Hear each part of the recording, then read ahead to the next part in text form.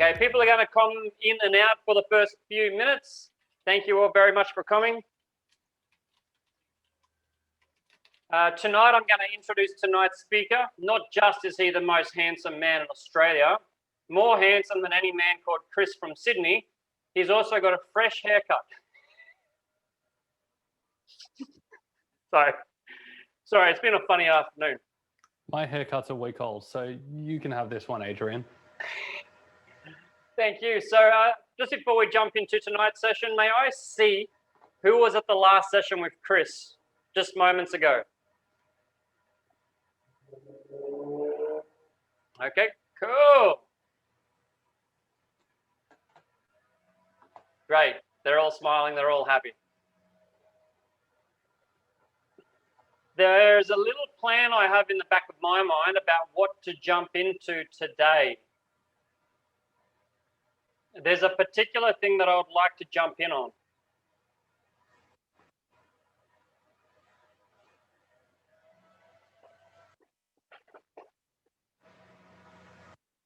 But before I jump in on that, can I ask you guys to share? You can share it in the text, you can write it, or you can speak it, but I would really like if everybody here could verbalize it in 1 or 2 sentences, written or out loud.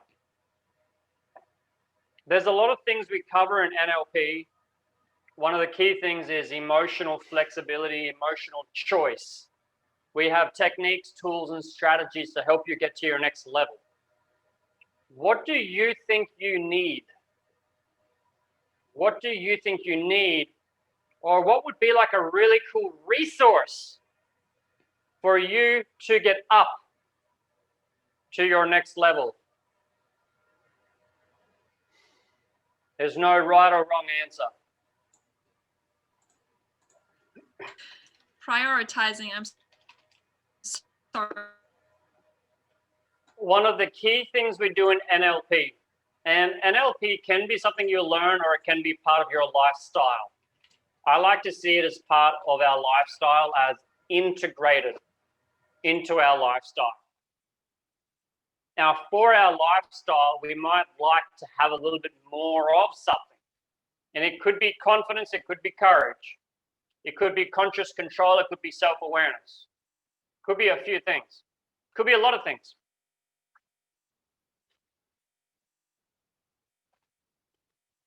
If there was a characteristic, or perhaps a state, an emotional state or a characteristic like confidence or curiosity,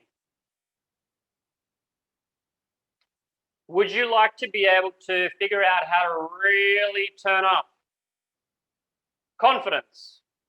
Some people here would say yes, but someone else whose main priority is prioritizing, they might not be worried about confidence. So for those that wrote down prioritizing, is there a particular resource or characteristic that would help you with that?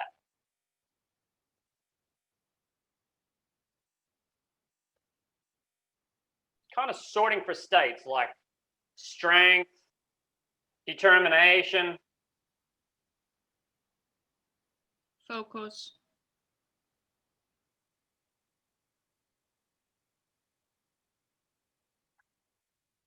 Focus.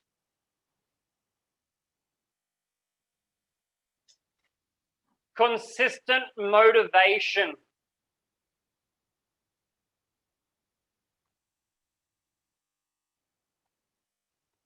Okay, well, let's say you're talking with something like consistent motivation, confidence, being strong, but not physically strong, mentally strong. curious, calm.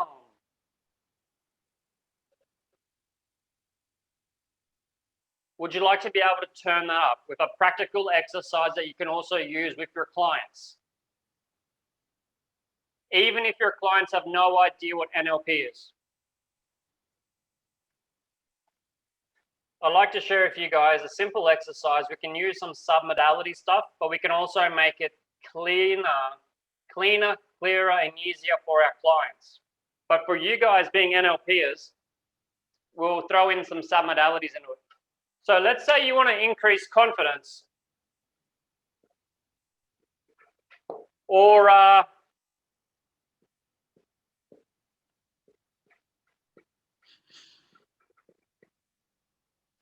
curiosity.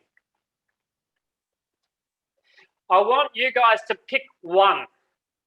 Pick one. And you can write it in the chat. Confidence, curiosity, strength, determination, compassion, patience, happiness. You got to pick one, just one, and work with one. You can pick another one later on. So pick one now to work with. Thank you very much for sharing it in the window. Now, a lot of you guys have notepad and pen, and some people have computer screen.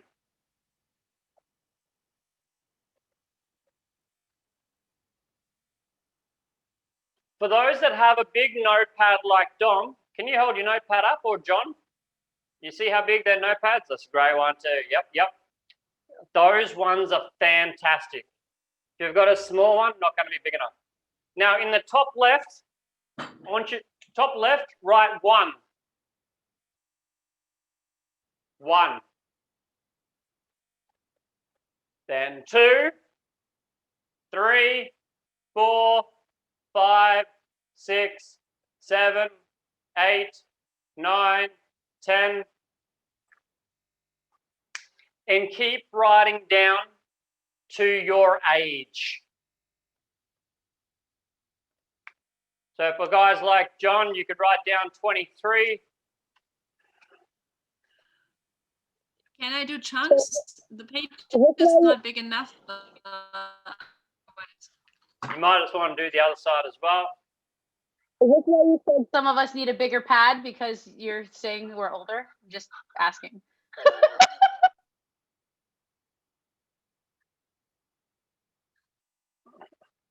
Okay, so you've got all the numbers there, all the numbers of your age.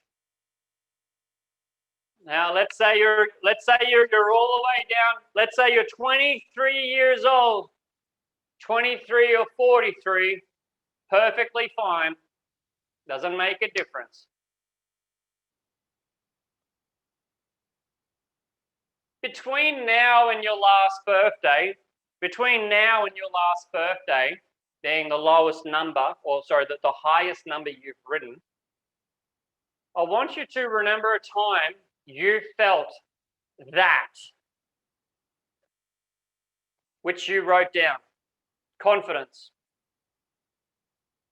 Or for E, curiosity.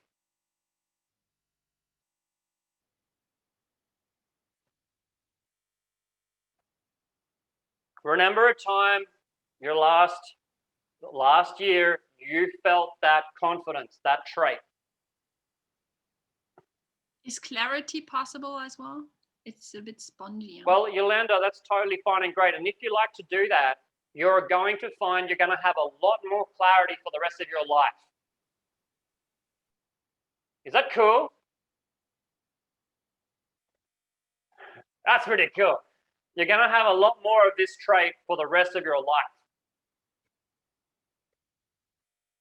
So just the last year, pick an example from the last year when you felt this trait. Now we're going to call this trait X. So a time in the last year you felt X, and write a sentence about it. Write a sentence about it.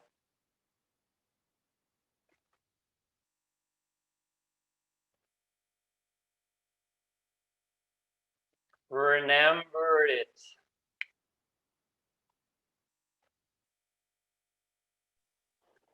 Okay, so for the past year, we put in the trait and then we write a sentence about when we felt that the last. Yeah, well, your trait X is going to be consistent. We're only working with one. Right. So the rest of the next 30 minutes, we're going to be talking about this one trait, X.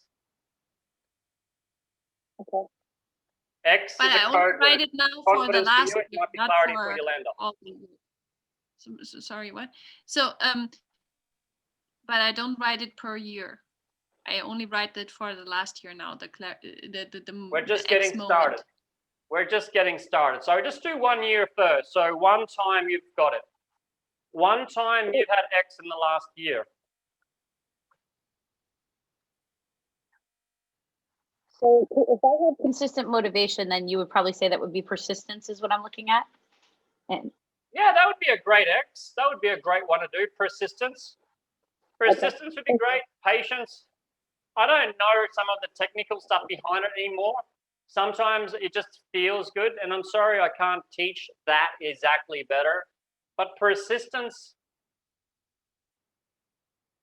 I'd call that a characteristic. In NLP, we don't really use characteristic. We might call it a value.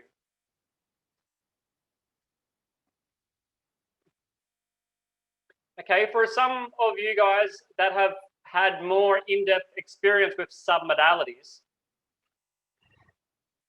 where did that memory come from? That experience that you wrote down. So this is really for Darko, Yolanda, Chris, and E, and Janine. So these guys will know, and everybody else, you might also know. You might also realize when a lot of people get their memories from last year, it's often just behind them. The picture, the memory seems to just be just last year. Or for some people, it's just last year out that way. And for some people, it's out that way. And for some people, it's in different places. Darko, E, Yolanda, are any of you guys keen to explain submodalities a little tiny bit?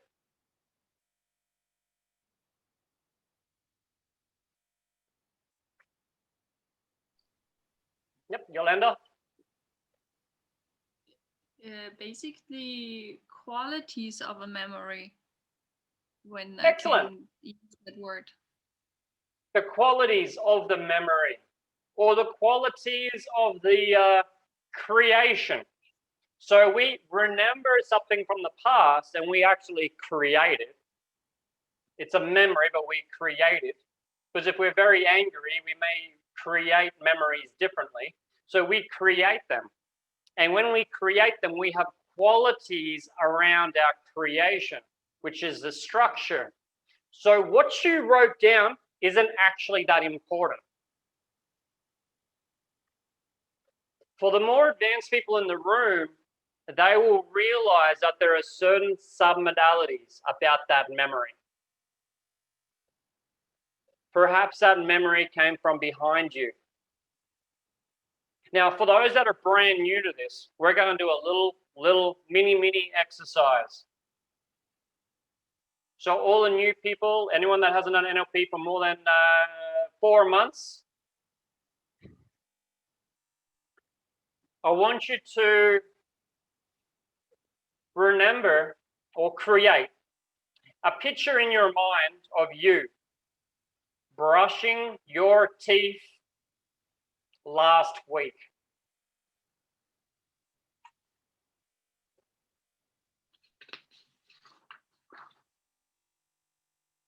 I noticed Lara's eyes went up here. Some people's eyes do different things. Now, create a picture of yourself brushing your teeth 12 months ago. The physical location isn't important. Just imagine a picture of you brushing your teeth 12 months ago. the quality of the pictures are different. Imagine brushing your teeth 10 years ago. See, the quality is quite different there. What's different about the quality?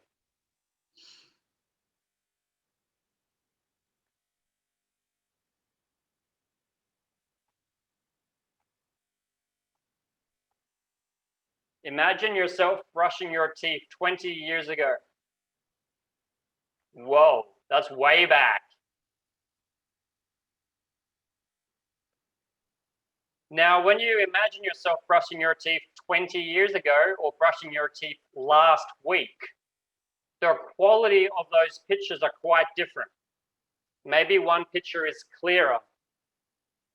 Maybe one picture is further away.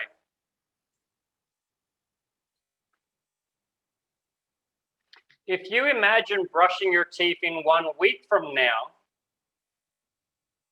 or in 10 years from now, the quality of those pictures is quite different as well.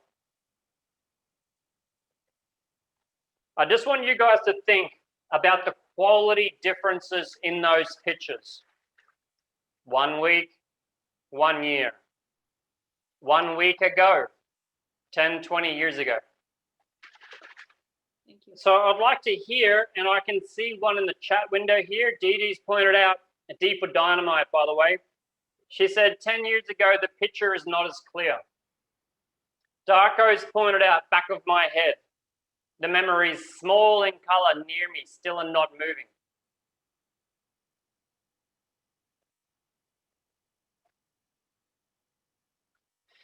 So these kind of things are the quality, as Yolanda said, the quality of the memories or the structure of the memory. And our brain has structure around all the memories. It's how we know what's real and what's not real. What was last week, last year, and 10 years ago.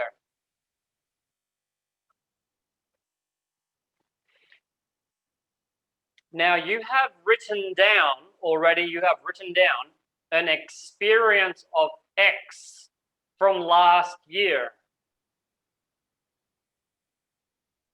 Would you like more X? Would you like to adjust some of the submodalities of X? Would you like to adjust some of the qualities of X? So that thing you wrote down, a year ago I experienced X, or you may have written whatever you wrote. What you wrote is an experience of X. What you might like to do is you might like to make that memory bigger, brighter, clearer.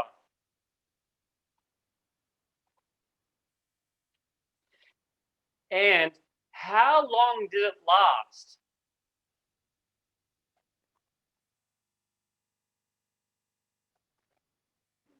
That thing you wrote down when you experienced X, how long did it last? What if it lasted longer?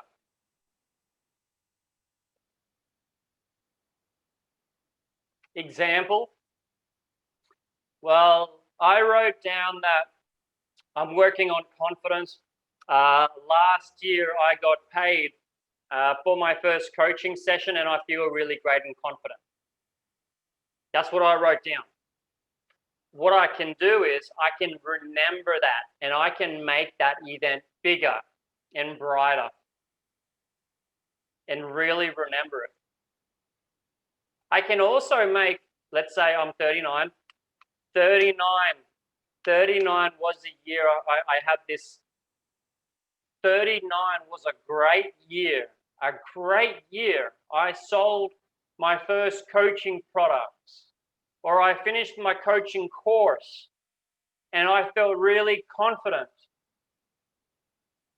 Now, if you wrote down an event like I sold my first coaching product, if the actual event lasted for 1 minute, or the feeling lasted for 1 minute, it's not very powerful. But if we stretch it out, and for those of you, some of you, perhaps like Yolanda, who's done maybe 6 months of NLP, she might like to stretch out and really remember the last year as an amazing year where she experienced so much X. And she felt X in several different ways. And by doing this, she's going to feel so much X.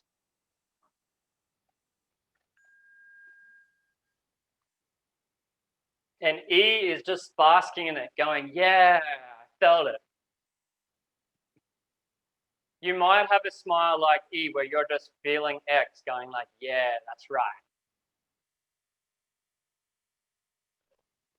So if this thing that you wrote down, if you only experience it for 1 minute,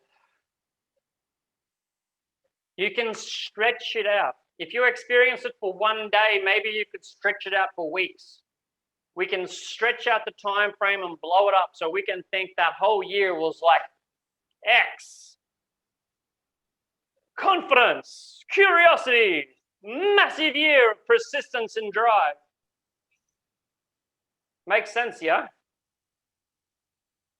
For Jackie, that was a big year of learning, and that was a year he stepped up to things. Questions? Laughter? Questions? Any questions? We got it?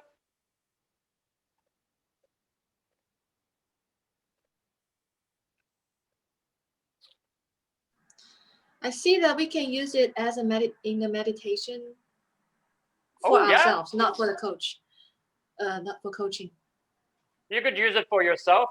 You could use it with meditation. You could meditate on when you felt X in the last months, and you could make it seem bigger and powerful and get in there and really feel it all over again, yeah? But when you feel it again, don't associate it to 1 minute or 10 minutes, like stretch it out and think like, yeah, I had so much of it. Stretch the time frame out. Adjust the submodalities so it's bigger and better. And E, you can actually use it for your coaching. Yeah, I know. You can even do it with the whole group. Yeah. Yeah. But you can't do it for group coaching. You can. That's what we're doing right now, aren't we? You can do this with groups, yeah. It would be extra good if we all had the same X. So this would be extra good if you had like a whole company team, or if you had a multi-level marketing thing and you're all doing the one thing. You could have a whole pile of children together and do it all for confidence or something. Adrian, how to stretch it out?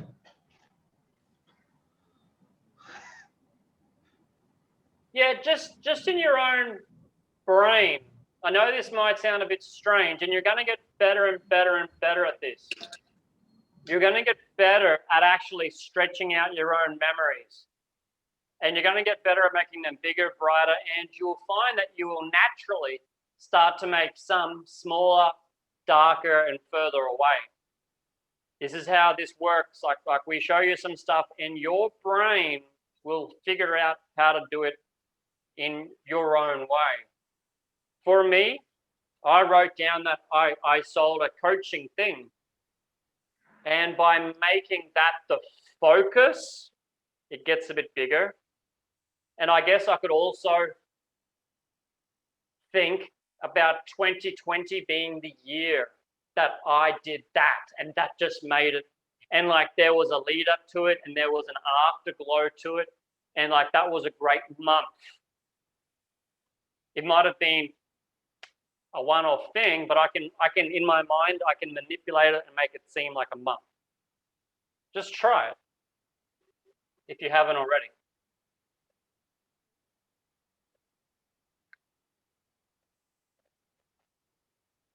Okay, now if you want to, you could meditate on it.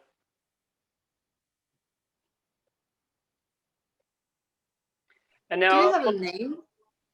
Do you have a name name? for this exercise? No. If you want to do further research, it would be Steve Andreas. I saw the Cahillian process. This may be manipulated in other contexts. I go to the sources. Steve came up with it. Steve is someone you would never really hear of in the NLP world. It's kind of like his whole ego kind of like went out the window when he was, I don't know, he never seemed egotistical. He never seemed a big note. He was really down to earth. He's got like 3 or 4 children that are all like in the wholeness space around Colorado and some other areas. And I never saw this in NLP, but the simple thing is that we have a self-concept, or our in neurological levels, we have our identity and we have our values. This activity, we can magnify our value.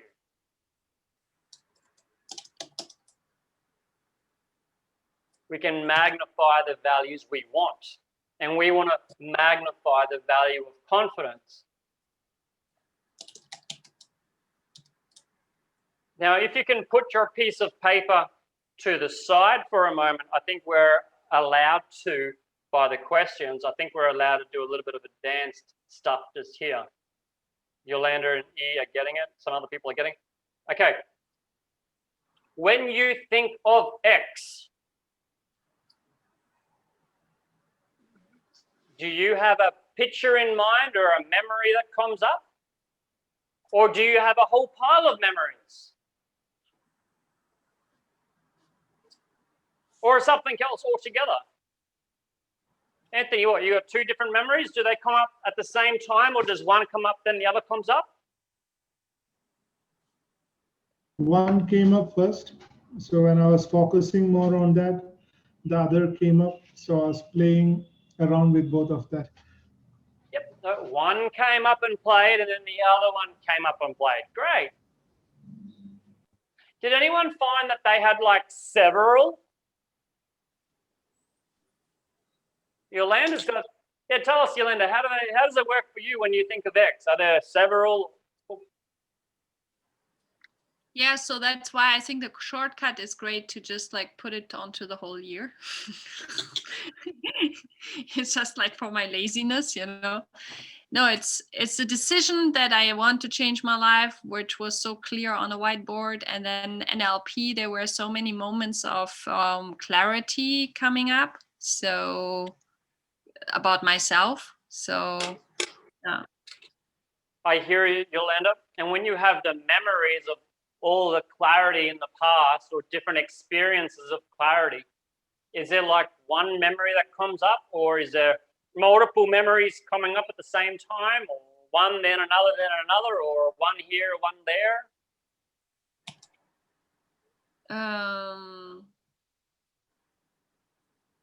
For me, it's not like a movie. It's usually like pictures.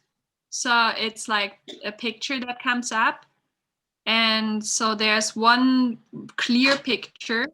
And then the NLP ones, they're a little bit, they're a bit unclear, like in a meaning that I cannot pinpoint it to one picture because it was just like a feeling in this case, this kind of aha, just like this sensation of aha.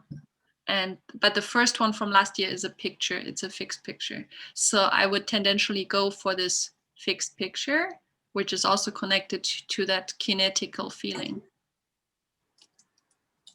So a lot of these pictures can come up fast and they can come up slow, and you might even have multiple pictures come up at the same time.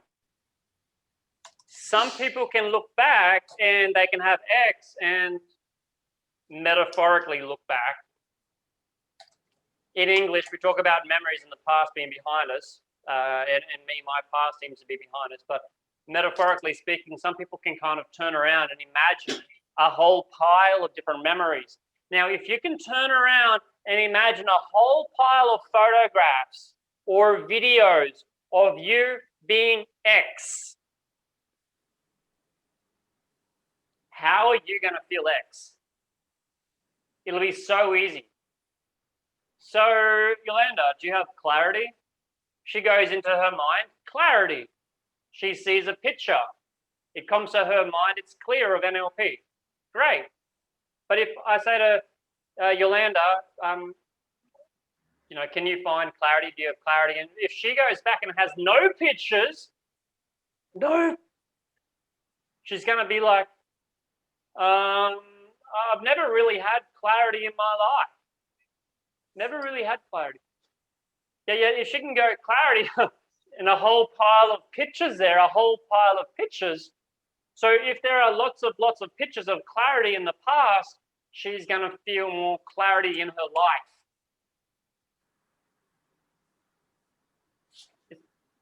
Yep, just one moment, Alicia. It's just those individual pictures of clarity, they can be manipulated as well. So if you've only got one picture coming up, we can make them bright. And this activity is perfect for having one picture, one picture, one picture, one picture, one picture, one picture. For some people like this 21-year-old lady up here, she might have 21st, 20th, 19th, 18th, 17th, 16th, and she might have at least one clear memory per year of X. Whenever she thinks of X, she's going to be like, oh, I've been X all my life. I've got all these clear memories of X through her life. Each year has one. Alicia? So what you're basically proposing is that we create our own mental gallery of moments and images that reinforce the things that we want to improve on so that we can go and use it as a resource. 100%. One resource at a time. So don't go like happiness, curiosity, love. Just stick to one and do it with one. And then do the next one a day later. Yeah. So like in an art museum, each room actually has its own separate kind of theme. So it's the same thing. It's an art gallery kind of thing. And then obviously you're an artist, so you create it. Absolutely beautiful. Right? Absolutely beautiful. And if your pictures are artistically connected, like the birthday boy down here, Jay, you might have them more artistically, and it might be a beautiful thing. So when someone says X, you might be like, oh, it's such a beautiful thing. But you could also have them all over the place. And the way you do it may be different to somebody else who just got a haircut as well. Is that a birthday haircut, Jay?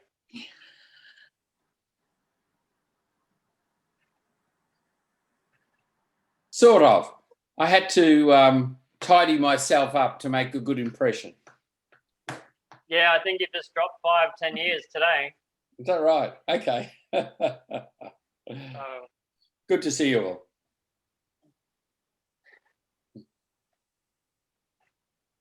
Did you have an ice cream today, Jay? No.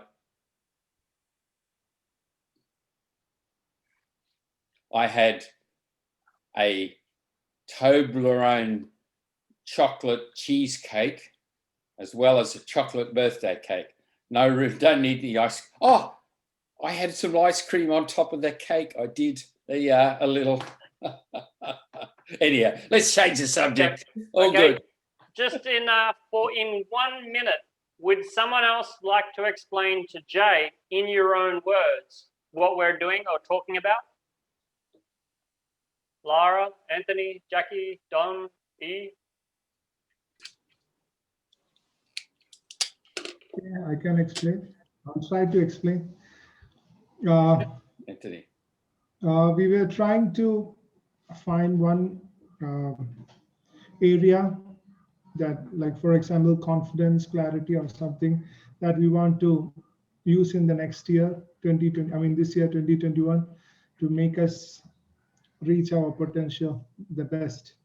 So we were trying to have that picture and make it more closer, stretch it out, and to emphasize that more so that it looks like we had that in the last 1 year more often. Like for this, for example, if it's confidence, we picture this confidence in the last 1 year and try to stretch it out, make it closer, more colorful, like the modalities.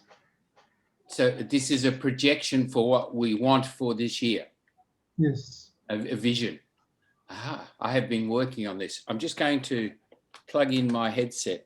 I have my hearing is shocking. Happy birthday to you. Yeah, Anthony, well done. Your sound isn't the best as well. It's down a little bit to what it could be, but I think just Yeah. Lara, anything you want to add? I think Anthony did a pretty good job explaining it, but I'll just try and explain it in my own words as well. So basically what we got to do is, if we want confidence, Jay, then so say now, for instance, confidence is X or whatever you really, really want. Then you've got to find an image of where you felt really, really confident in your life, whether it be like a few years back or and then just basically expand that image and yeah. Excellent. I'm understanding well. Thank you, both of you. Yeah. Okay. That's very interesting because I've been doing work on this the last week and a half, maybe nearly it's 2 weeks, sorry. Because I don't know if anyone remembers, but I said this year I'm not planning anything because I had so much planned for last year that nothing happened. And I found this has been difficult to deal with. And this year I was saying, I'm not going to try and plan because everything's too uncertain. Sorry. I hear you. Hey, does someone want to challenge? Does someone want to challenge the meta model violation in there? Okay, what did I say? Yeah. We had this last week. I think I did speak about it. Come on, someone want to challenge him?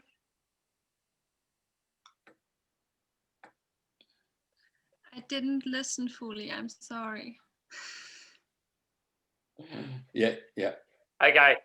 Chris, do you want to challenge him what he said? He accomplished nothing last year. Ooh, bad.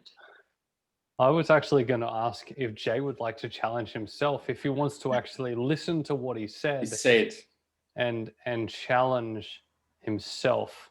Do you want to just repeat back that idea that you had, Jay? What I was saying was that I had plans and I achieved nothing of those plans. I should correct the words I've used. I generalized. Okay, that is an important thing to do. Yes, correct. As soon as Adrian said, I realized. Now, Jay, of all of the plans that you had last year, yes, did any of them involve anything like personal development? No. No? No. Okay. Well, if that's the case, then I can't legitimately challenge what your plans were because I don't have a list. Yeah. So, guys, at the moment, Jay may look back and he may see the last year as a year of disappointment. And that's perfectly okay. You could. Instead, what we're going to do is we're going to look back at last year and we're going to see some beautiful memories of X. X being the characteristic we want more of. So we can pick some times that we felt X in the last year because it's pretty fresh. So just last year, I remember feeling confident when this happened. And here's a memory of me feeling confident this year. And I might want to get in and feel it again or just see it dissociated. Remember, when we're associated, we see it more. So we might want to expand that. But hey, that's just one. That's just one. Now, Jay turned 44 this year. So he may start, maybe he has 44 on top. But we want to have one memory for each year, starting from this year, and we go back. So now, when we get to 16, if you're anything like me, you can't remember when you were 16. No. So if there are years where you're not quite sure if you're 2021, it doesn't matter. The idea is that we have memories going back from last year or from now all the way back to when we were kids. And you might even find that when you were 1 year old, you may have had X. Maybe a bit hard to find it now, but if you go through this year back, you will find it. And then you'll remember that even before you knew how to talk, you had X.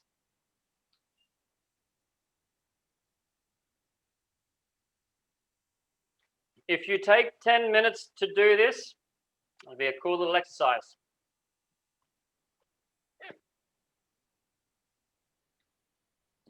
If you spend, if you were to spend an hour or two doing it,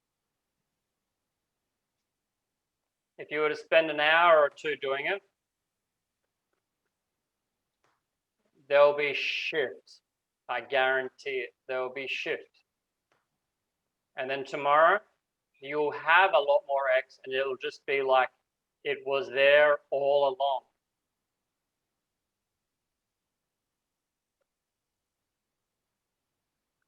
And then you might decide to do love or compassion, patience.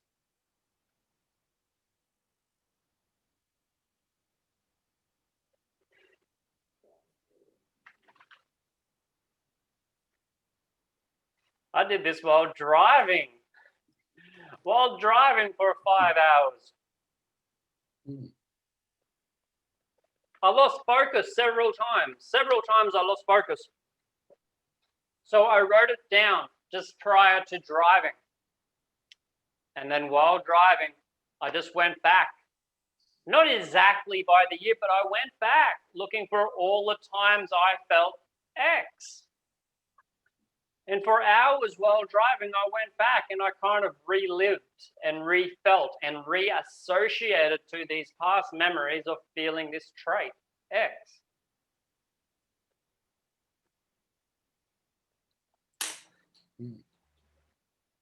Now, for those that are new to NLP, remember there's two key essential things. A lot of the times people are saying, I want more money, or I want a girlfriend, or I want bananas. I want bananas is a good one. They say, I want bananas, and they have a goal to get bananas. But what they really want is different. Anyone that says they really want a girlfriend or a boyfriend, what do you think they really want? Satisfaction.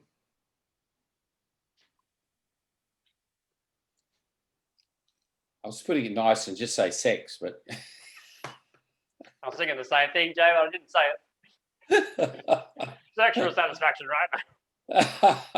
They may want to feel like they are loved, like they are loving, that they are worthy, that they are wanted, that they are good. It's all these feelings about themselves. It's not actually about the other person. It's just with the other person, they kind of give themselves permission to feel it. Or with the other person, they can both express it. So we have all these goals. What Jay said. Sorry? Just what Jay said. A lot of people have these goals like getting bananas, getting oranges, getting money, getting that.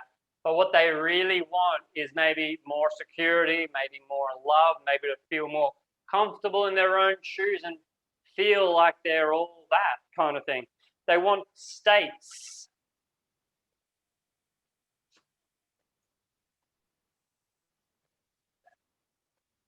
And a lot of the times these states like X, confidence, will having more confidence help you achieve your goals in 2021 and 2022. Let's say you've got a goal to complete. At the end of 21, I'm going to have this dollar sum, or I'm going to have this business. Well, at the end of 21, they get that, but what's next? And a lot of people get there and it's like they don't really feel what they wanted to feel. So instead, if we can help them feel more of that the whole way, it doesn't matter if they actually get it. A lot of people might have a goal to have a girlfriend or financial freedom, which is great, and we can help them get that. But if they can feel more financial freedom, well, financial freedom is a bit of a metaphor. I think it's actually for being more accepting of yourself and all that kind of stuff. But if we can feel that from the start, if we feel more love from the start, wouldn't that make everything around us a little bit better? For our family, for our friends, for the security guard downstairs. And then as we move towards our goal, feeling more of that state, we get there quicker. I know this is a bit basic for some of you here that are halfway through the training. You've got this, but I really want to share this for the newcomers that haven't experienced how powerful this shift can be. So we can get people to feel more confidence, more charismatic, more humor, more whatever we want within 30 minutes or 40 minutes.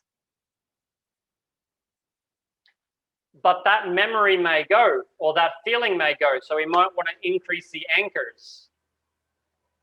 But if you think about all the times you felt X over the last 20, 30 years, doesn't that like automatically just build the anchors around it? Not anchors in the context where you can tap someone and they feel it. But if you have all these memories of confidence or X, if you have all these memories of X, and you know because you're writing down X 21, X 20, X 19, you can basically just say X and be like, yep, I know what that is. I know what that is. You've written it down 20, 30, 40 times, 20, 30, 40 different examples in your own life. So you've just magnified the anchor simply around the word X. And let's say X is confidence. You're not going to walk into a meeting and say, oh, I got to access confidence. It might be a matter of you walk into a meeting and you say, or just subconsciously think to yourself, confidence, meeting people, networking, compassion, and you just go in and it'll take care of itself automatically. Okay, I'd like for everybody, if you could, would you like to complete this exercise in your own time? But just before we completely do it in our own time, can you write down 2 more events? Do 2 more events, 2 more years. So at your age, back 1, back 2. So I'm 39, so I'm going to write 39, 38, 37, maybe 36. So remember 3 more for a few minutes. We'll spend a few minutes doing it.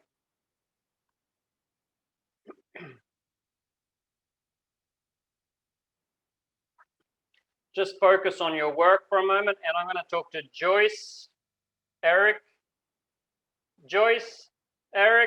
Lillian, and Eva. Huawei, are you guys there?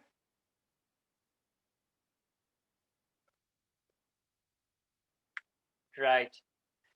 Hey, guys, so what these other people right now are doing, it's a little exercise, and the exercise is really building a characteristic like confidence, compassion, or love.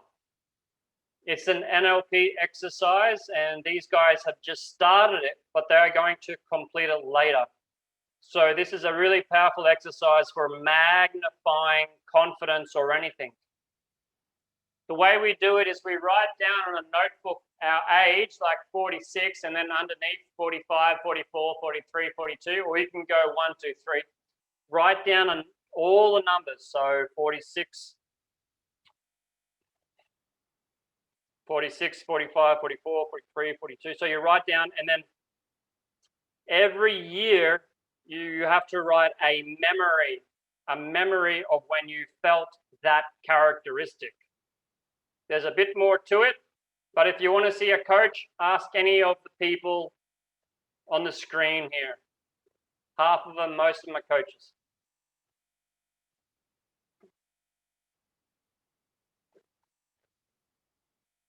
Okay, I see Dom's finished.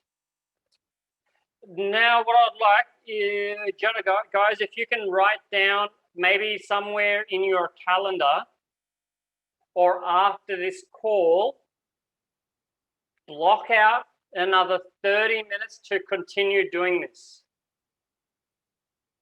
Block out another 30 minutes to do it.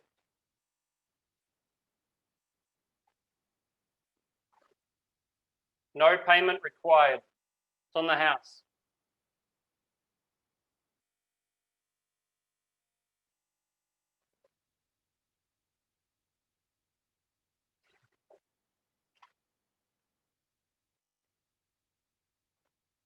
That looks creepy, Adrian. Oh, it's green. It's very, very green. Yeah. Adrian? Happy decreasing. Adrian, just a doubt. Like there might be a few years where I cannot recall, right? So is it possible I can randomly write something that comes up in my mind? You could. It would be really wonderful if you could find them and recognize that it was there. It was there. Because if you find it and it is there, it is there. I mean, you have 365 days in a year. If you give yourself a bit more time to find it, it'll be worth it. And if you get all the way down to 1, I know you're going to get it. And you're going to be like, yep. 明白，谢谢。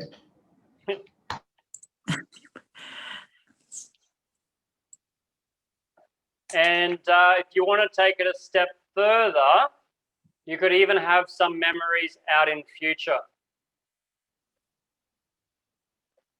You could like future pace yourself having X next year, having X in 5 years, having X in 10 years.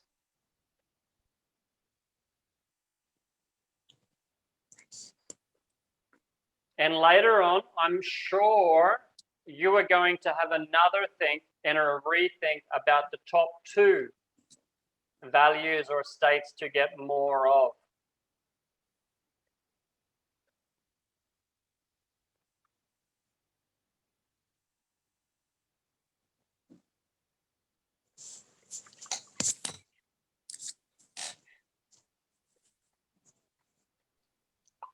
Are you asking us now to write it actually for all the years? No, but I'd like for you to put in your schedule a time to do it. So open up your calendar, schedule a time to do the exercise. And maybe have a little coffee beforehand. Because today's topic is NLP lifestyle, I wouldn't mind sharing something briefly about calendars and setting appointments. I just had this with a client 2 days ago. Does anyone here have a challenge scheduling and having like a full calendar and getting things done?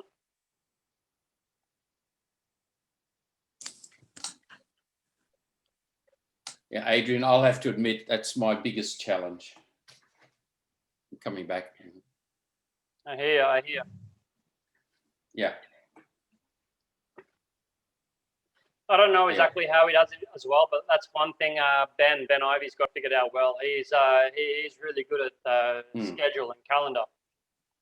He has trained himself and built himself up to have a full calendar. But a lot of people don't work like that. A lot of people don't like having a full calendar. A lot of people like to have flexibility. They like to have freedom. They like to have a bit of creativity in their day. So do I.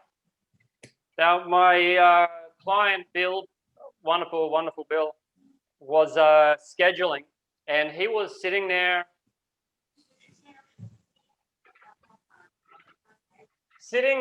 on his computer, right? And he has his whole calendar mapped out.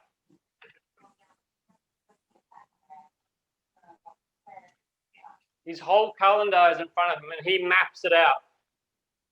I'm going to do X, Y, X, Y, da, da, da, da, da, da, da, da. First thing in the morning on Monday, he's going to do this. But what do you think happens on Monday morning?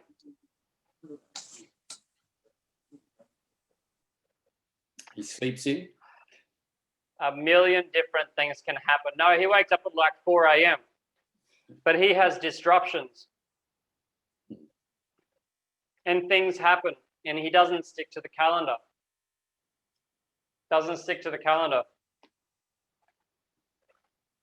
So today is Sunday night. I think everyone here is around Asia. So Sunday night, we're going to wake up Monday morning. Question, where are you going to wake up? Roughly what time are you going to wake up?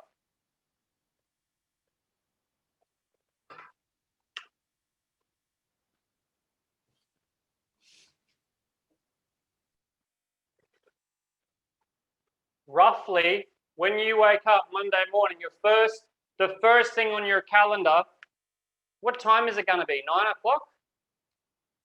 7 o'clock? 11 o'clock? What are you going to be feeling beforehand? Are you going to wake up like, yay, I can't wait to live my life to a calendar?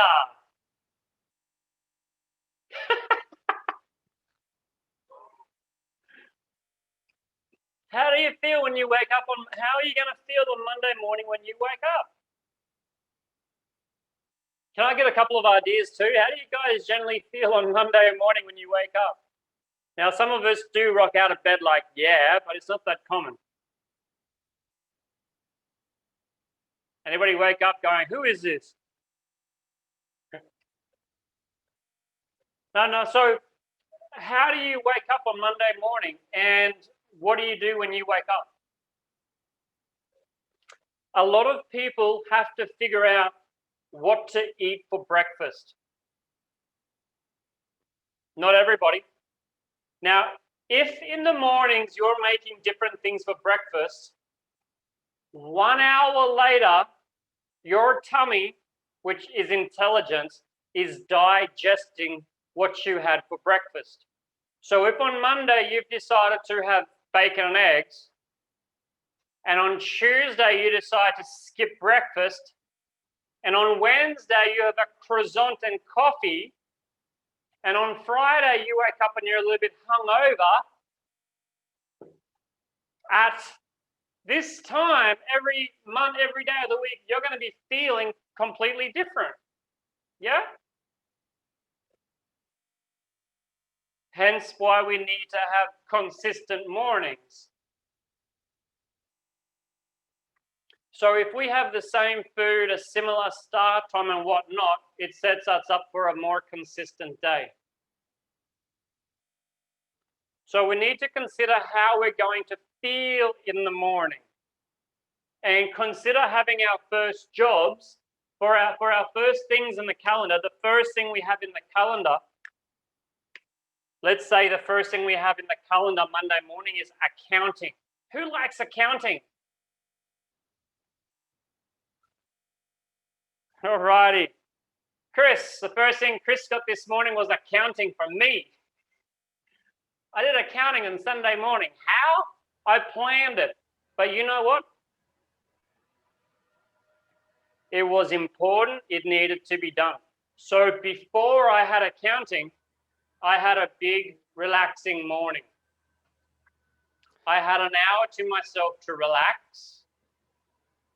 And I had this time blocked out.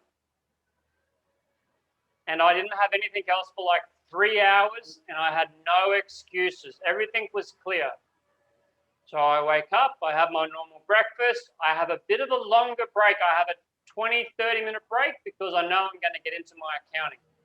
And I got all through the accounting. As I often do. 2 hours afterwards, I was like, oh. You know what I had after that? I had a gap. Nothing. Adrian, I was just going to say that by the time I had received the spreadsheet from you, I'd already been probably 2.5 hours into reviewing some annual financial statements for another company. So yours was a welcome distraction from what I was doing.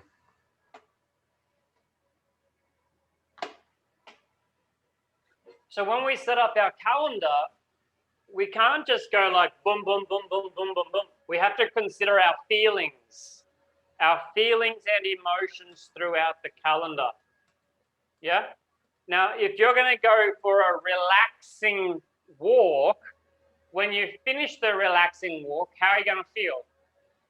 What's a good job to do after that? Or what's a good task to do after that?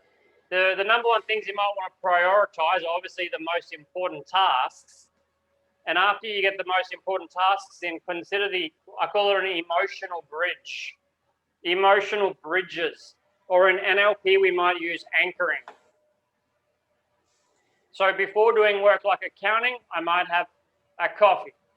Before these workshops, I'll often have a decaffeinated coffee at nighttime.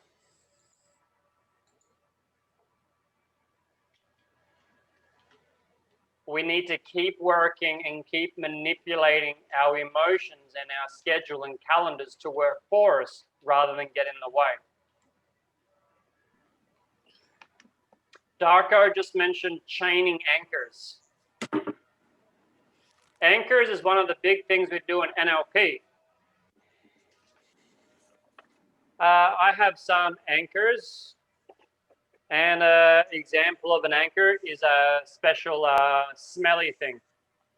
So I can smell peppermint. And peppermint for me is anchored for me to slow down. That's not peppermint. My peppermint's upstairs. So anchoring can be a song. It can be an oil. It can be a magic word. It can be something that we train ourselves or condition ourselves. If I play Dead Mouse, I'm ready to like get into work. Yeah?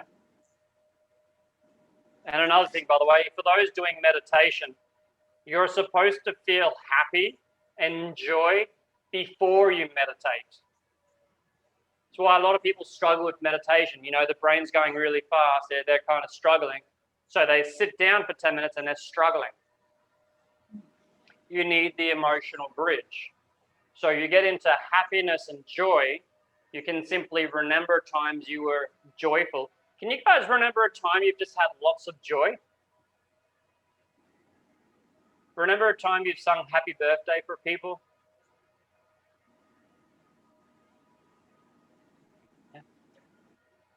So we can remember a time we felt joyful, then we can sit down and meditate for 10 minutes, but we start at joyful. So that makes more of the meditation like bliss rather than work. So we need to consider in here the anchors, and chaining anchors. It's like I have to go from here to sleep. Can you imagine if I went to sleep straight after this?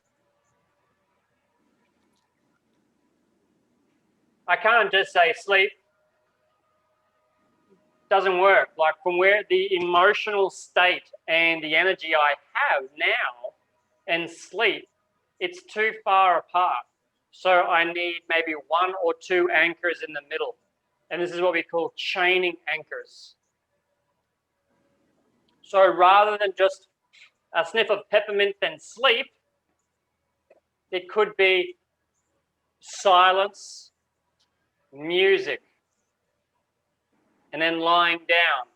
That's a couple of anchors close to each other, and then chaining them is actually when we squeeze them very close together.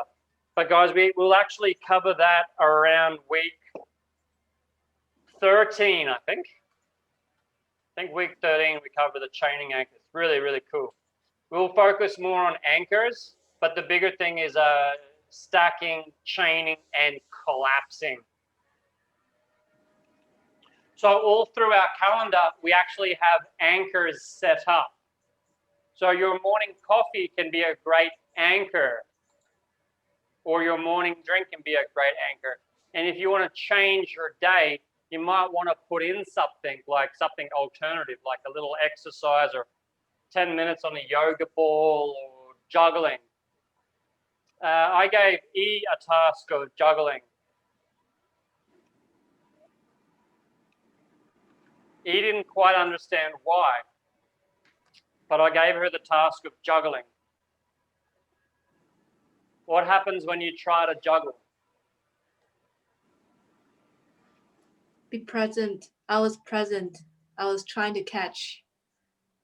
I couldn't think about anything else. Now, if she wants to continue doing it, that will be an anchor for getting focused. However, there's a little bit of stress in there because she can't quite juggle. There's a little bit of stress in there because she can't quite juggle. But if she practices it and keeps practicing, even if they're different sizes, if she keeps practicing, she'll start to get it. And as she starts to get it, she'll be like, yeah, I'm getting it. And then after a little bit of time, juggling is an excellent way to get into a state of excellence. So some NLP trainings will get juggling balls for everyone. And from day one, we start juggling and people can't do it. By day 5, people are starting to just get it. Day 8, they're getting it. Day 9, they're like, woohoo, we can juggle. At the same time, they've learned NLP. There's no cross metaphor there, is there?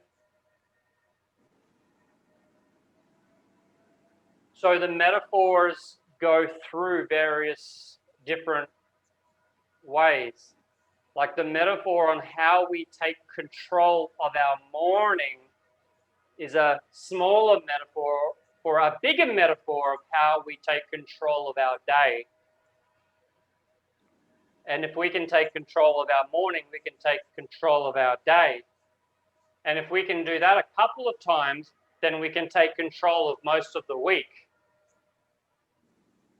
And for some of you, all of the week, but you might like to leave a little bit of your week free for you to be free to have no plans. So there's a bit of a metaphor on controlling your morning, controlling your day, controlling half of the week, controlling your month, controlling your life. Adrian, I know that you said that there wasn't any metaphor there, and sorry for just jumping in.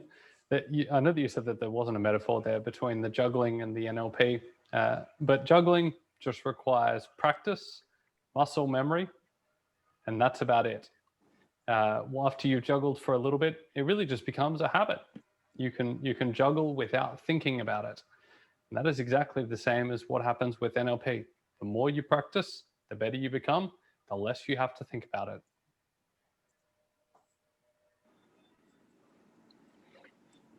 Now, muscle memory. Has anyone here done martial arts or football or soccer? How do you start? Like before the game and the fights, before the training starts, what's the first thing you do in training? Learn the skills. Sorry? Alicia, sorry, just to jump in there.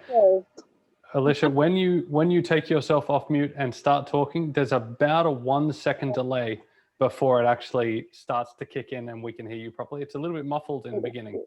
Yeah. Thank you. I think it's the earpod. because I had other people here that were distracting me. So the first thing is to learn the skills. And then I guess after that would be practice. I hear you. Sorry, I'm just stretching. Yeah. Warm-up exercises. Yeah, I hear you. And the warm-up exercises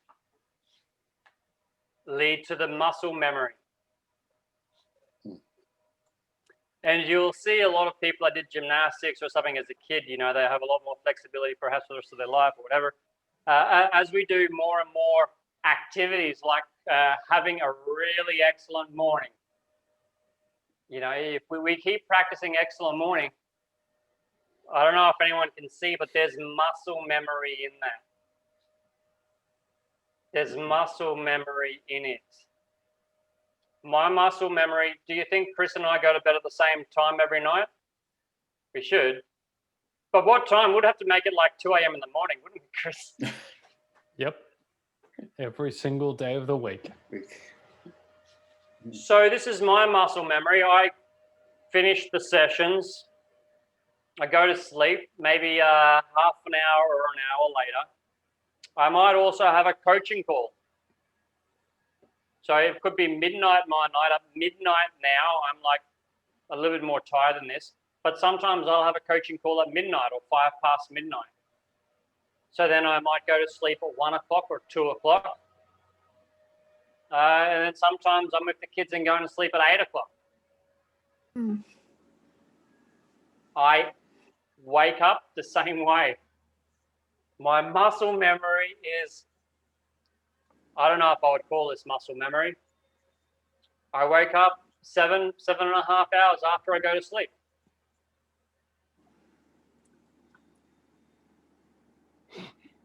I might go to the bathroom about 2 hours beforehand, do lucid dream for 2 hours. My brain is always like, well, my brain and body is like at 7.5 hours. Wake up, I get up, I'm smiling, I do a little stretch, I get the coffee. And as soon as I'm finishing the coffee, or as soon as I'm reaching for the coffee, it's like I'm reaching for the coffee, special coffee, of course. I'm reaching for a book. I relax with the book, relax with the coffee, finishing it up. Okay, what's the number one task for today? Check my phone, number one task, all right. Walk down the stairs. And my body is just like ready to go, ready to go. It's kind of like muscle memory.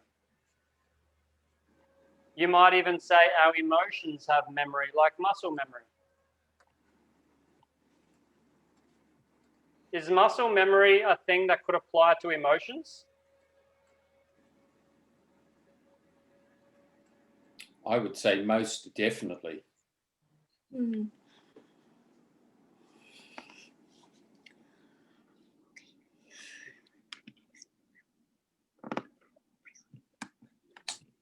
So for those that have finished the NLP training, you're just getting started. I'm doing it for 10 years. I'm just getting started. There's still lots I'm learning. I still haven't finished reading all the early books. That's why I call this workshop NLP Lifestyle. But the good news is for people like Dom and Jackie,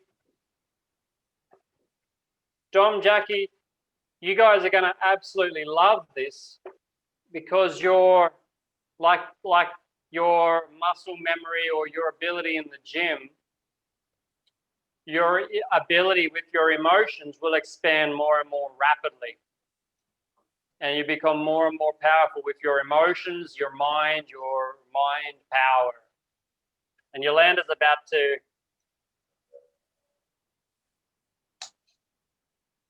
I'm about to what?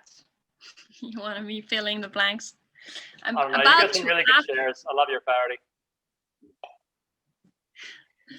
I would like you to ask, it's like when you're like altering all your past and you're actually altering your future, do you sometimes have a sense of loss of your own story, like the real story, because you're kind of like rewriting or writing your own story, even you're writing your own past.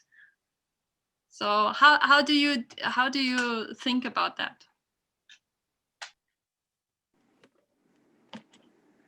Great, thank you. Wonderful question.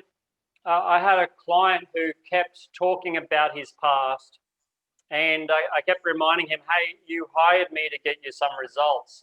Do you really want to keep talking about your past? And together we kind of trained him to look forward. Your past, for me, I believe my past is important. There are some characteristics on my past, like I come from a military family, so serving community. I had a flood here, and while the flood was happening, I just left my house and I got one or two of the neighbors, and we went out just filling sandbags. We didn't need sandbags. It's just what you do. Well, it turns out it's not what you do, but it's what I do. I spoke to my sister a couple of days later, and she was doing the exact same thing, but somewhere else. So this past trait of military serving community, I have it with me now. Instead of sharing stories about the past, instead of living in the past, I'm bringing it to the present, sharing it with you guys and helping it flood into the future. So all my attention is kind of like present and future. There's not much need for me to go back to the past. I don't need to go back and consider what my story is. From time to time, I write to Darko, and there's a fair chance he might be a client now. Often he'll shut off. From time to time, I'll have a session with Darko, and it's because I found something in my story that's dark, or I found some kind of memory. So I'll buzz Darko, I'll have a session with him, or someone else, and I'll do some timeline for my past and I'll update it. But I don't see so much value living back there. There are things we need to learn, but once we learn them, we carry them forward. It's like we don't need badges. I know we should start a talk with, hi, I'm so-and-so, and I've completed these things. Hi, I'm so-and-so. What do you guys want? But what do you think, Yolanda? Is your story? Do you think, like, when you were talking about it, it's clear as like not like how. I'm sorry, your line. That's been bad. That was happening a little bit earlier today too. Yeah. You hear me again? Try again. A little broken. Okay. What I said is like Broken. And she's gone. While Yolanda's recovering her internet connection, Adrian, allow me to just share an NLP lifestyle story that happened just the other day to me. As you know, I drink coffee like it's going out of fashion. And I was taking myself to my local coffee shop, and as I was driving through the car park, it's an open air car park, I noticed that there was a driver who was about to get out of her car and do what? I don't know. I drove past, needed to park my car, and as I turned, got out of my car and walked towards her, I saw that there had been an accident, and one of the drivers was agitated. The other person looked to me to be stressed. And so I thought that I would simply step in and point out the fact that everybody had its insurance and that the whole thing doesn't need to be escalated. As I did that, the driver of the car that had the accident, that was the cause of the accident, stepped out of his car but had not put the handbrake of the car on. and the car rolled into the car that he'd actually just had a collision with. The woman who was driving the car that had just been collided with a second time, she started to go ballistic. The poor young man who had this unfortunate oversight and caused this extra damage, he had an epileptic fit and fell to the ground. There were probably 4 or 5 people standing nearby. 3 of them did not know what to do and were beside themselves in a state, their own state of not knowing what to do. I put my phone down, I put my laptop down, and I stepped towards the young man who'd just fallen over and performed very basic first aid just to keep him from hurting himself.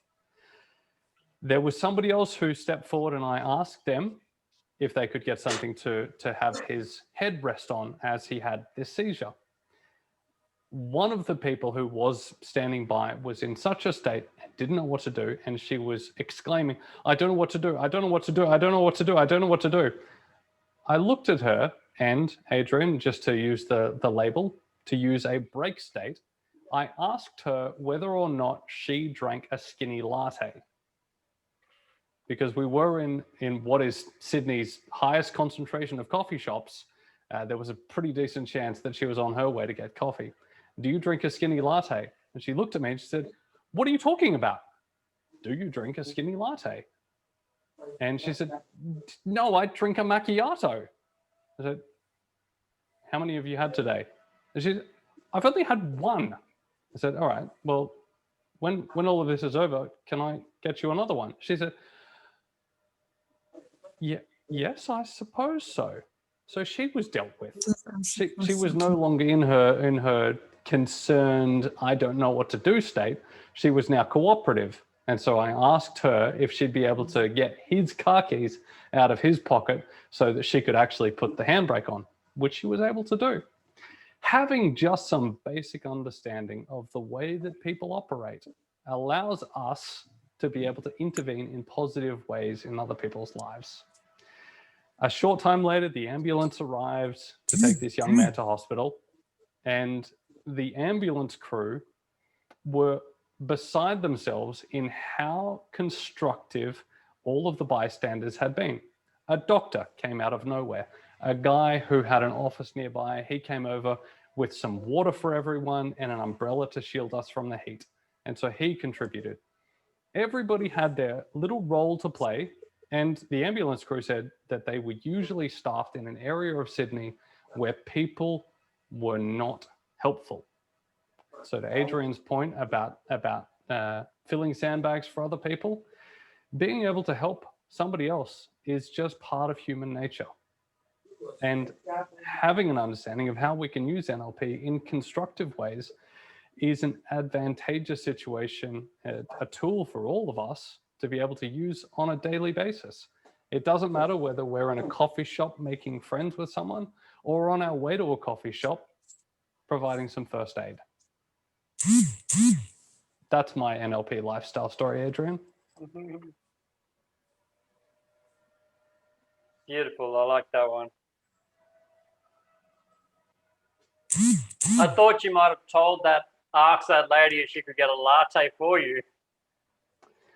Interestingly, I this wanted isn't to ask about the popcorn smell.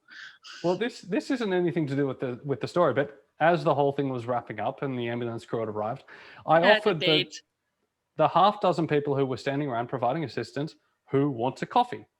And I knew that 2 of the people were on their way to get a coffee because I see them at my coffee shop and they were heading in that direction. I said, "Who wants a coffee?" Every single person said no. Nobody was prepared to take a free coffee. Nobody at all. I thought I'd be on the hook for about $40 worth of coffee, but nobody wanted a coffee. Wonderful. Alicia, is your hand up? Alicia? Okay. See you raise hand.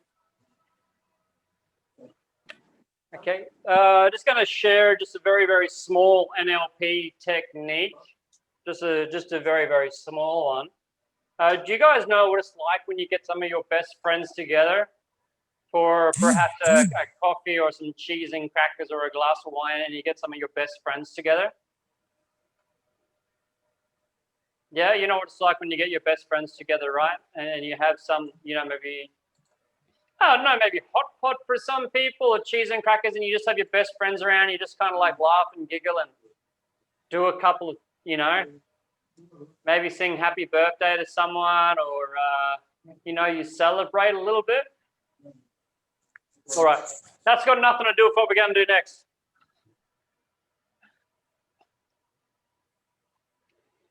Joking. But you know what it's like when you get some of your best friends around, right? And you're like laughing so hard. You know, like some people are just like falling off their chairs. And some people have anticipation for what's going to happen next. And it's just like,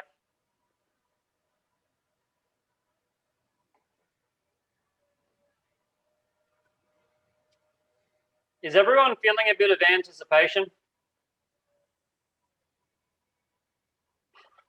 All right. Yes, I'm waiting for your joke. I'm laughing already. Before that, I said about there's a little lesson just there. This would be very valuable for some of the teachers in the house. When you want to change emotional state for a group of people, you can just say something like that. Hey, you guys know what it's like when you get some of your best friends together in a group? You may notice my body language. It may not be important. Body language can help. I'm feeling it.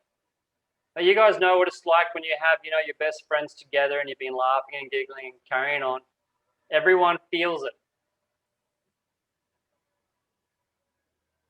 If we are to get together and to start bitching about something, if we get together and talk about how bad the government is, politicians, media, we might all start feeling depressed or angry, you know? We might start to feel powerless.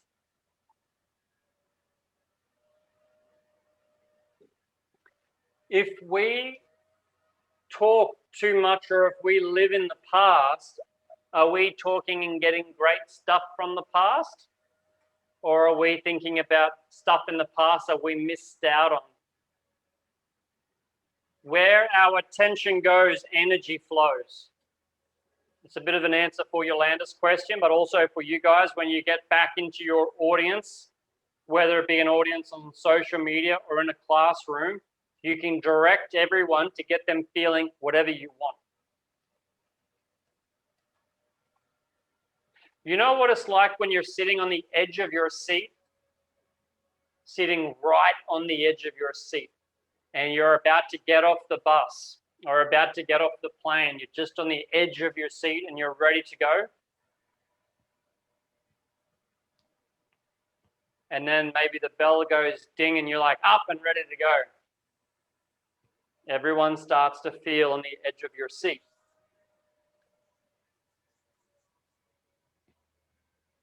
It's a very nice technique for when you're public speaking. But hey, does anyone here want to feel very motivated?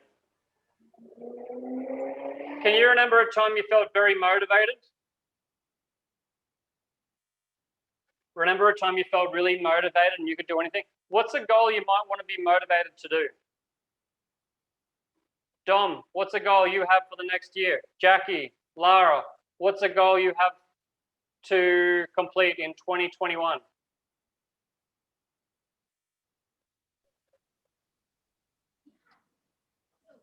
Open up here for anybody. What's a goal you would like to complete in 2021?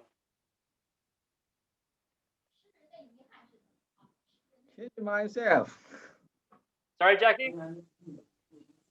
I want to change myself, update my mind map, expand my business.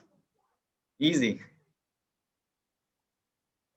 Okay, great, Jackie. Did you finish that exercise we did in the session with Janine last Sunday? Tomorrow morning I might do this.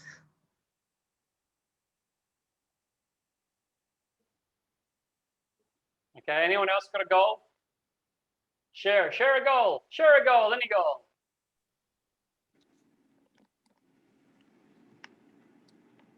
Earning money was out.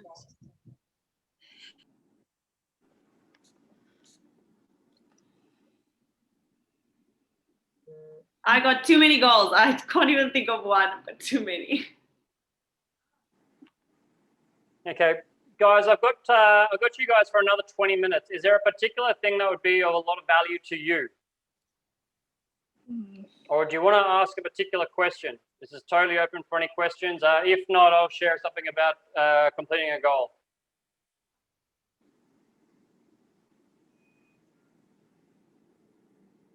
Okay, goal wins. Apologies if one or two people have seen this, but most people haven't. Let's say you got a goal to make money. Who's got a goal to make more money in 2021? Okay, great. So let's say you're here. And how much money do you want to make? A lot?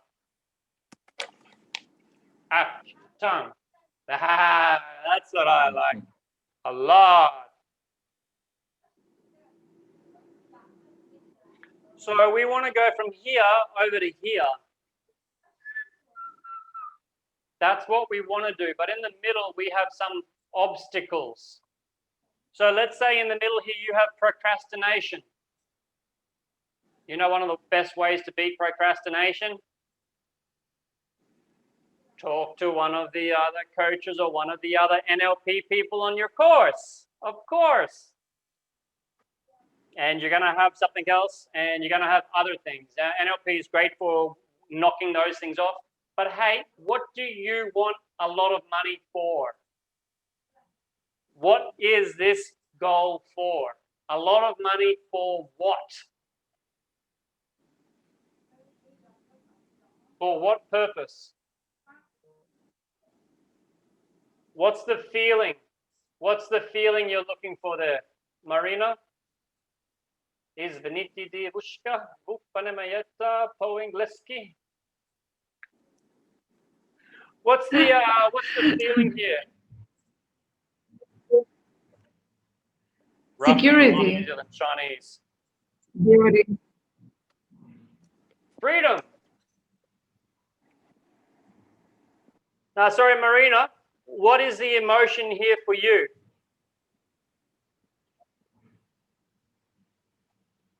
If you hit the financial goal, emotion. what will you feel?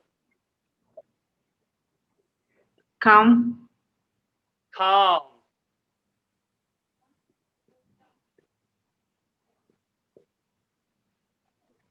Okay, so I've just got two written here, freedom and calm. So you're on this journey, and let's say B is what, like $1 million RMB, $1 million, a million ounces of gold. Oh, good. And you guys can make some money now, right? How would you feel? How would you feel right now? Let's say you have some money. Should kind of make A down here and say it's an upward journey like that. But anyway, you would like to feel, Dominic said freedom, Marina said calm. What other emotions would you get from hitting your financial goals?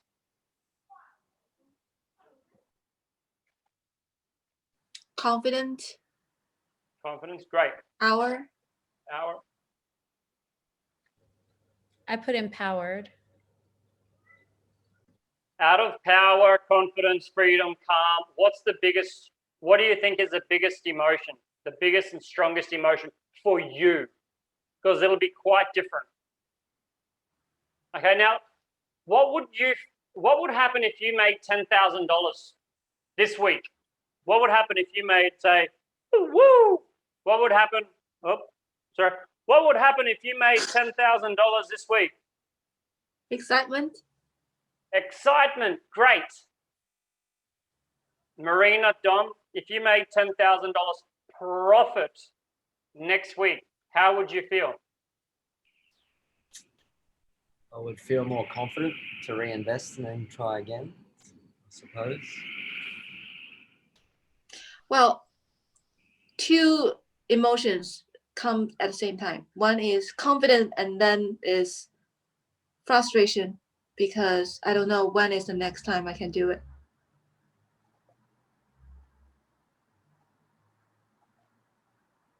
Would anyone feel calm or freedom or power?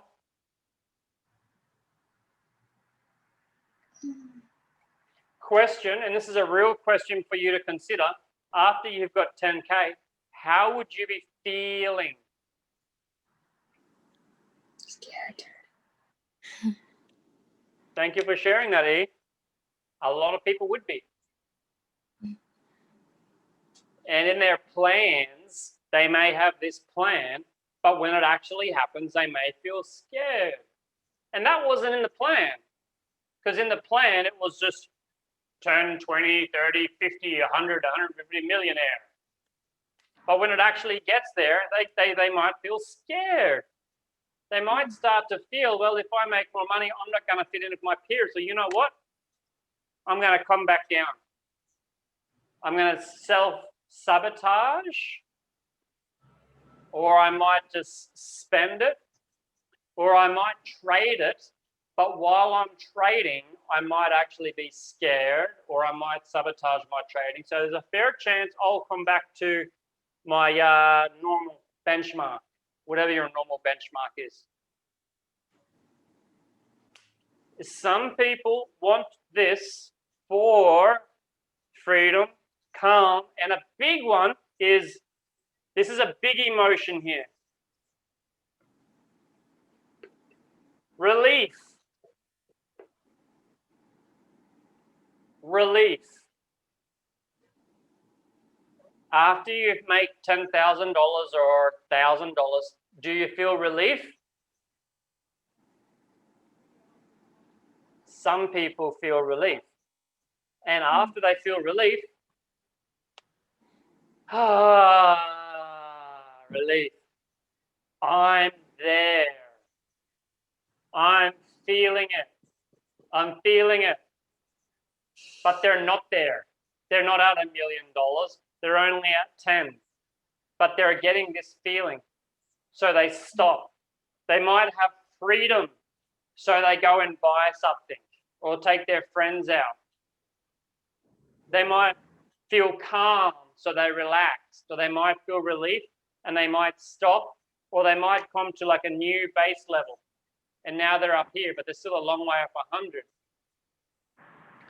Slowly getting comfortable. But Dominic shared something at the start. Dominic said something. Dom, what did you say you would do?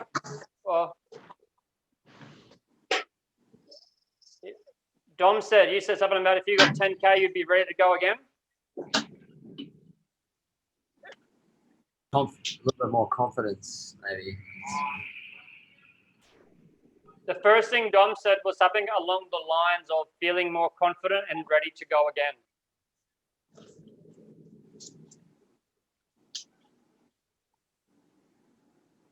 So,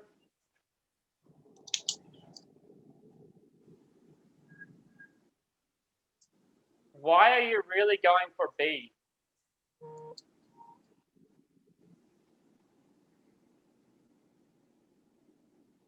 Someone like Dom may want to change B from, he said freedom before, but he might want to change B to excitement.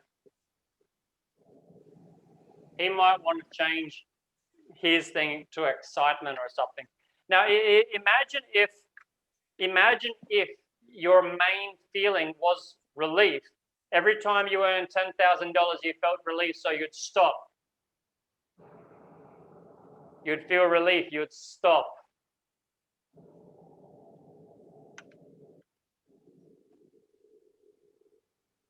If it was excitement, you'd make 10K, you felt excitement. Would excitement help you turn 10K into 20K? If you got 10K and felt relief, you would calm down. Probably. But if you got up to 10K and if it just excited you, you might be straight away thinking, what can I invest 10K in?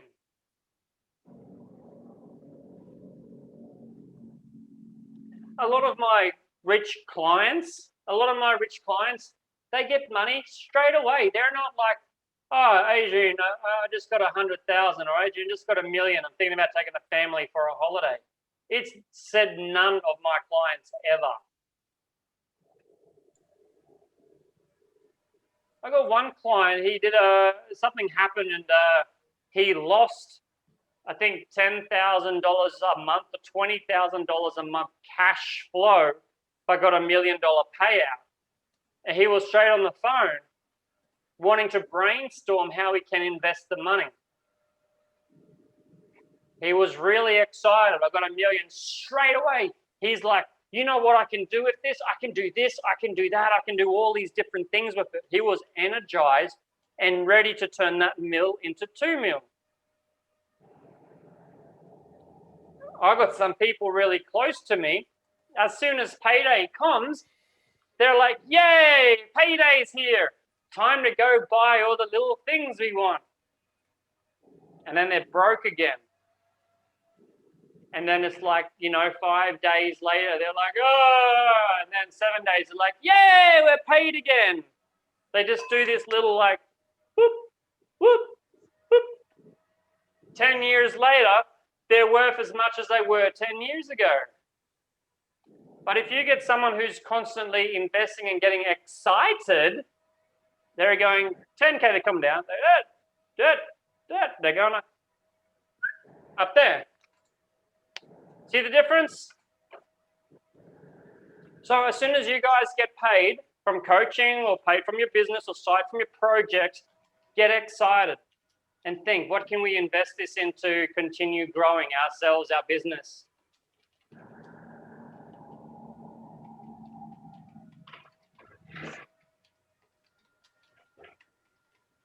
Okay, I'm going to shut up now. I have about 10 minutes of questions.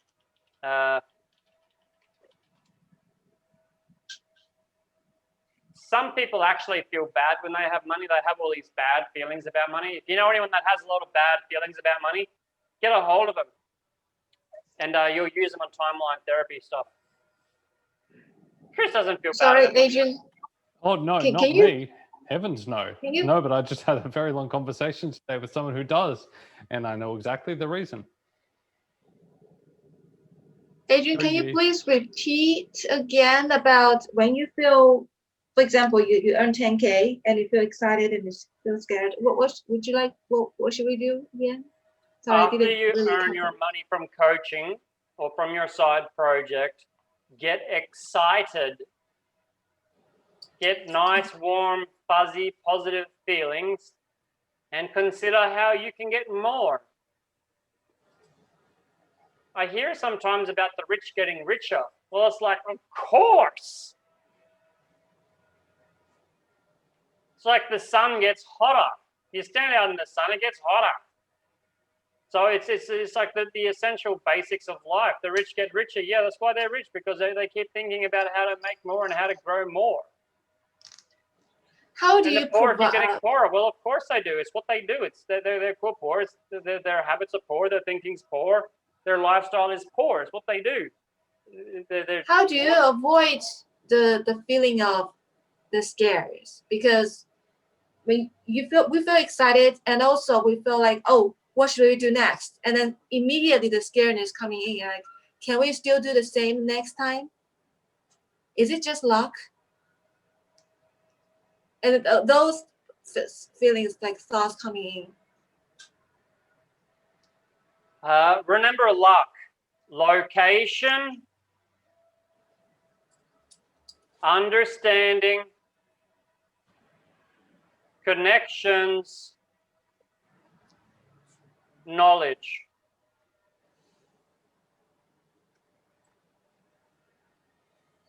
And you may have heard the expression, those that work a lot get lucky a lot. It's like the more I work, the more I get lucky. So yeah, you can put more effort into all of these and you get more luck. You got to be in the right field. You can't be playing soccer on a cricket pitch. If you're a talented teacher and you're in the stock market, you're in the wrong location. You got to have an understanding of the game, understanding of the psychology of your clients, or understanding the psychology of the market. Increase your understanding, you'll bring more luck. Connections are very wonderful just for sharing ideas, but the more you're connected to the right people in the future you want to create, the more luck. And obviously knowledge. And knowledge isn't just, it should be knowledge more like wisdom. Information is useless. Not useless. Information today isn't that powerful. We've got to connect up the information to stuff we can actually use. So we were just talking about changing or increasing a personality trait. We've just been talking about this. This is just useless information. But if you can apply this and categorize this and recall this or use this, then it's knowledge.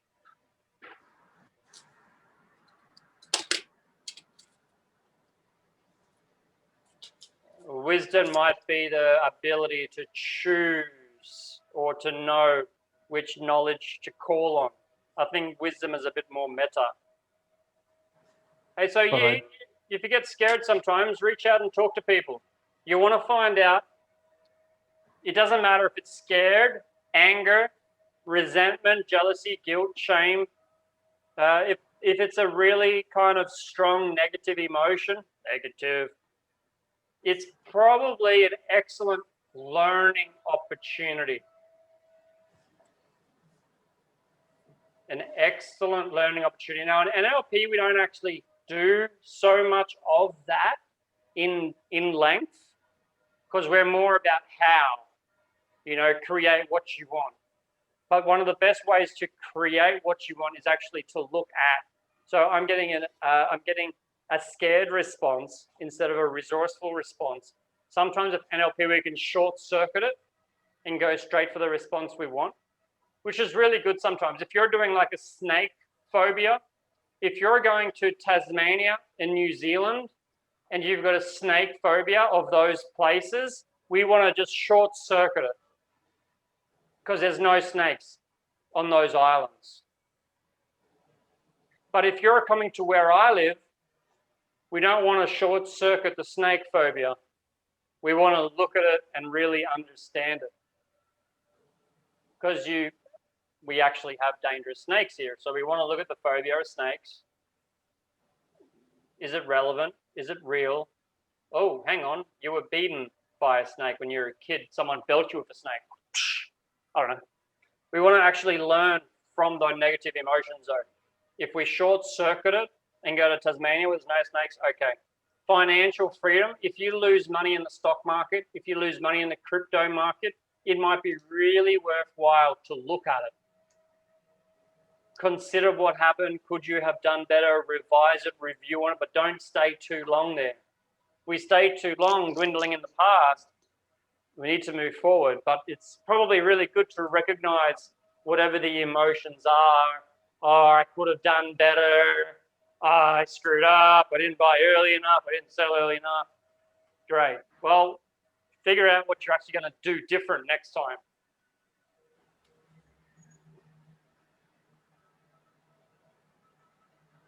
And be aware as well, guys, and I don't mean this in a sales sense, but most of you guys are on that training anyway. Sometimes we cannot do training because we want to hold our resources. And for me, it was a little bit more of a challenge. One regret I have is I wish I did more training earlier. My trainer, my Master Practitioner trainer was around in my house. He was giving lots of mentoring and value to me. And I don't know how many times I delayed doing Master Prac, and then I did it. And I was just like, why didn't I just do this years ago? I wouldn't suggest anyone invest like $100,000 or $1 million in your mindset yet. But, you know, maybe you scale up. And if you're making $1 million a year or $2 million a year, if you're making $2 million a year, then maybe spending $100,000 on your mindset is fine. Most people spend nothing on their mindset and get nothing. Hey, Dom, have you ever spent money on coaching and training? Would you like to share anything about investing in your mindset?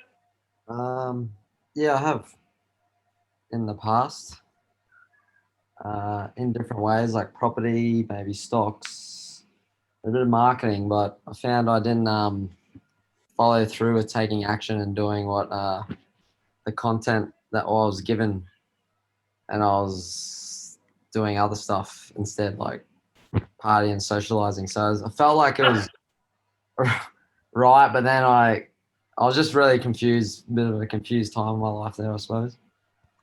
I wanted both worlds, but really wanted the best of both, and it was really hard to accomplish that. I guess you only got so much energy that can go so to certain aspects, I guess. I don't know. I've been trying to figure it out myself. Okay, good. Trying to find Dom's balance. a local friend of mine. He actually came around here. I just met him once, cool gentleman, and then he just turned up and I said, Dom, just come into the training, give it a week, give it 2 weeks, see if you like it.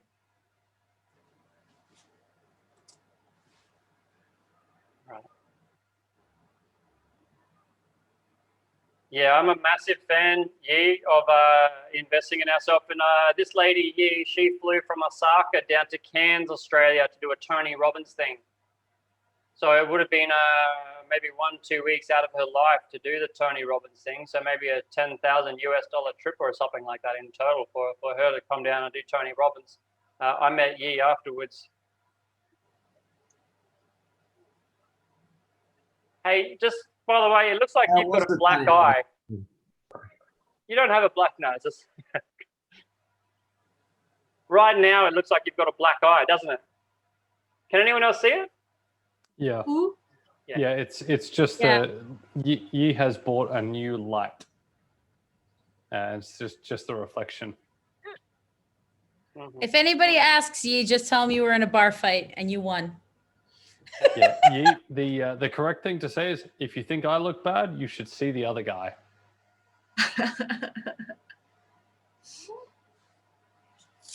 So Marina, Dom, Jackie, Alicia is in our current training and is halfway through. E has been all the way through the training. And if you weren't here before, Chris did a big Q&A before. Chris had 1.5 hours or almost 2 hours. And each Sunday, Chris does his section for 1.5 hours to 2 hours. And normally at this time, we'll have a speaker like E will do a presentation. And it's an opportunity for E to define her skills. Also, you know, we put her up in a flyer and promote her a bit, and she looks really cool on her social media as she gets her first coaching clients.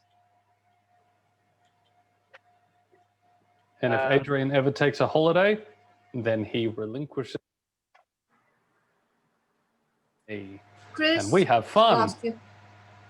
Oh. Half of that disappeared. Well, that's fine. It wasn't important. Yeah, so every Sunday we'll have an 1.5 hour speaker like E or someone, but this week it was me due to a lack of planning. And I really wanted to do a session that will set us up for the new year. And I know for a fact that when people do that exercise, the self-concept exercise that we went through before, I know everyone's X, whatever X is, will go through the roof. Next week, we're going to have Chris Demont here. Chris came to our training in February last year, and she had been coaching for, I think, like 4 or 5 years already. She went through a big Tony Robbins coach training program, She went through our NLP and our ICF thing together in February last year, and she's just going to earn her ICF PCC. So she'll be sharing next week. And then I have Ben is doing his breath work in a couple of weeks, and John. John will be doing his presentation in, I think, 2 or 3 weeks. Yep. Thank you all very, very much for coming. It's going to be an absolutely wonderful journey. Oh, thank you. Thank you, Adrian. Thank you, and nice to meet the new people. Thank you, Adrian and Chris, as always. See you later, alligator. After a while, crocodile. Or as I heard the other day, to someone who said, see you later, alligator, don't forget your calculator. It's a nice one. I haven't heard that one yet. You never know when you'll need it. John, Marina, do you guys have any questions you'd like to ask about our training over here? There is a manual. Sorry? We just don't use a manual till halfway through, remember? We don't use much of a manual. We have PowerPoint presentation, but we don't really want to use a PowerPoint presentation. Of course, we've got a big, thick manual. You'll get that just after halfway. Any other questions you want to ask about our training?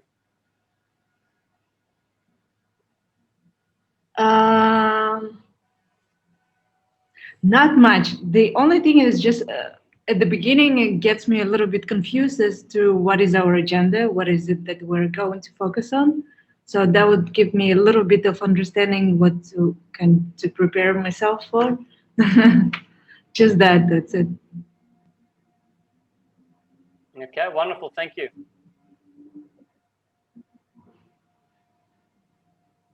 Two coffees, being relaxed and open-minded will help. No, no need to do anything. We'll have you open-minded and whatever it is before it'll be fine. Yeah, you good, Dom? Yeah, I feel kind of the same. Like, yeah, I feel like, yeah, I don't know. Is there some type of layout that we're following, or something we're going along with, or like? That's because we didn't have the PowerPoint up. But if we have the PowerPoint up, you'll be like, oh yeah, there it is. Discovery frame, a zip frame. Your map is your perception. Everyone has the best choice with what's available to them at their time, which is relevant to the map, is not the territory. But we're so used to seeing it on PowerPoint. Chris, I take it by their honest feedback there that I think this is the first time we haven't used PowerPoint the first session. Yeah. And I agree that we have not used the PowerPoint. I think that there has been a pro and a con that comes with that.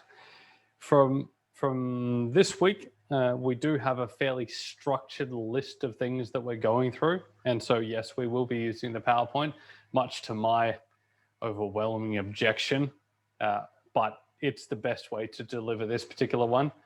When we have the opportunity to step outside the confines of a PowerPoint presentation, we have the freedom to explore what needs to be explored rather than what is listed on a piece of paper, which is why I resist as much as possible being constrained by a PowerPoint presentation. Because depending on the nature of the group and depending on the previous experience that the group has, we will either spend more time or less time on those particular things. And the presentation that we had on, the webinar, the session that we had last Monday, we covered more content than we usually would. Much more, probably by about 50%. You reckon, Adrian? Yeah. If we'd stuck to the original plan, we would have just followed the plan. But because we had the understanding and the buy-in from those of you who were there, we went further, we went faster.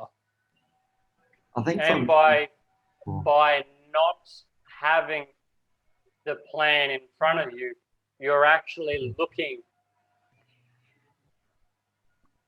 trying to make your own associations, which is actually more powerful. It's just that a part of you wants closure. Part of you wants closure. We don't want closure. We want to stay open. Kind of like an ex-girlfriend. You might want to keep it open. You might not want the closure, you know. So, yeah. Anyway. I do hear the feedback, though, and I take that on board. I think we'll keep using the PowerPoint for the first, like, 3 sessions or 4 sessions. And, you know, as people get more of a grip, less and less. I think for me, the PowerPoint was like, not something I would like during the session, but something to refer to after. But I suppose that's what we take notes for, but I'm not very good at taking notes. It's just good to, that's the kind of topics we covered. Or he's making up topics as you go. I don't know. Like, you may catch that we actually as well, we share little, it might seem like we're sharing topics as we go, and we actually probably will. And these are topics that we'll cover later. So we drop in an idea of it. What if we something, but that's something we actually do later on. That way you get more and more connections. And when we actually get to the thing, it's like, that's right. I saw a bit of that before. But anyway. Dom, the metaphor that I like to use when it comes to learning of NLP, or at least the way that we deliver the NLP, is it's a bit like building a jigsaw puzzle. That as you go through it, you'll see a little green piece with a little bit of black on it, and you'll put it aside because you don't know where it goes. But then an hour later, you'll say, where was that bit of, I've seen that before, where is it? And you know exactly where it goes. That's kind of the way that we're able to deliver this NLP content. We can bring in some topics that don't have a connection right now, but in a couple of weeks' time, you'll be like, you might not make that exact noise, but it'll be similar. Mm-hmm. Okay. Bedtime. All right. Yep. Good night, everybody.